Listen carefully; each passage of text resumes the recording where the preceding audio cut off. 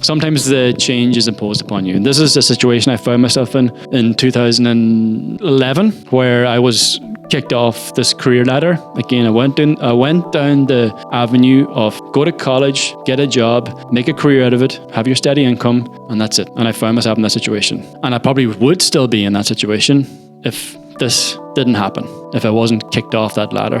When one day they sat me down and told me that I was going to be made redundant because of cutbacks in the company, and I felt completely deflated. Again, this feeling of inadequacy and shame and worthlessness all comes up to the surface. And this was 2 months after my daughter was born.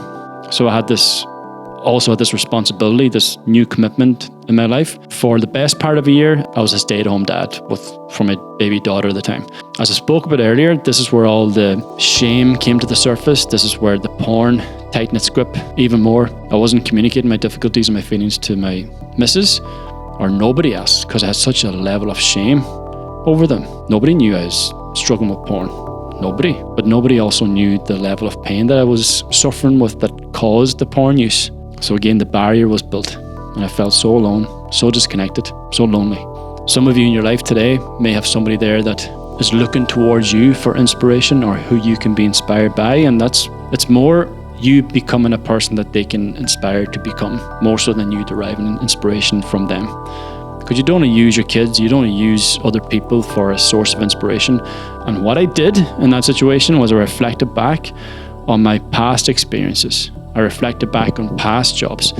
What is it that I actually like to do? I've always enjoyed helping people out. I worked in the pub, enjoyed having conversations with people there. I always like to be around people. I always like to make people feel better than they are or improve their life in some way. Maybe I can do something with that. So I just created a Facebook page, one-to-one personal training. Months went by, nothing was happening. Business cards printed, nothing happening. And then one day a friend called me out of the blue, said, Gavin, I need to get in shape. I've got a wedding coming up. Can you help me out? I said, let's fucking go. Just needed this opportunity. Nowhere to go though. No gym to go to. No fucking idea what to do. From this point forward, just started taking chances.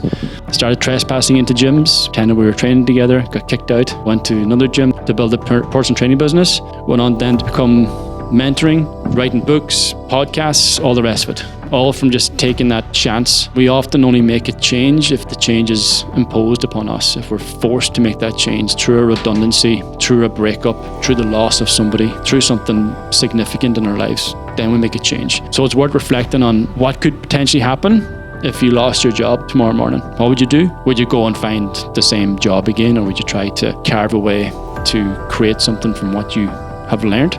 Or would you go and try something completely different? Would you just go and fucking travel for a year?